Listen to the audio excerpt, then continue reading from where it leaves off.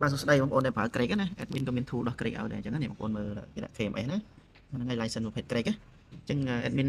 ដោះមកស្អាតឲ្យដោះមកស្អាត clean សម្រាប់មេរោគមកស្អាត update មកសេរីឲ្យលុប KMS លុបអី file មេរោគផ្សេងៗឲ្យមកឈុនហ្មងដើម្បីសុវត្ថិភាពឡើងវិញអញ្ចឹងណាបាទអញ្ចឹងបងប្អូនដែលមានបញ្ហា Greg អីផ្សេងៗហ្នឹងអត់អីទេទាក់ទងមក admin ដោះឲ្យមកស្អាតកុំឲ្យបងប្អូនប្រឈមនឹងមេរោគក៏ដូចជាប្រឈម hacker បាត់ទិន្នន័យបាត់ឯកសារអញ្ចឹងណាអូខេអត់អីទេបងប្អូនតាក់ទងមក admin ឆែកឲ្យមកស្អាតណាហ្នឹងហើយពួក admin ដាក់រងថ្ងៃច្រើនគ្រឿងហើយធ្លាប់ជួយមនុស្សជាច្រើនអតិថិជនយើងជាច្រើនហើយអញ្ចឹងណាហ្នឹងអរគុណច្រើនបាទសួស្តីបងប្អូនដែលប្រើ Greg ណា admin ក៏មាន tool ដោះ Greg ឲ្យដែរអញ្ចឹងណាបងប្អូនមើលគេដាក់ KMS ណាហ្នឹងហើយ license ប្រភេទ Greg ណាអញ្ចឹង admin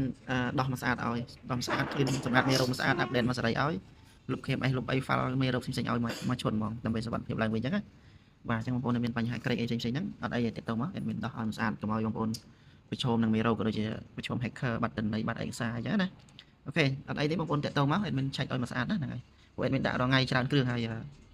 ធ្លាប់ជួយមនុស្សជាច្រើនអតិថិជនយើងជាច្រើនហើយអញ្ចឹងណាហ្នឹងអរគុណច្រើន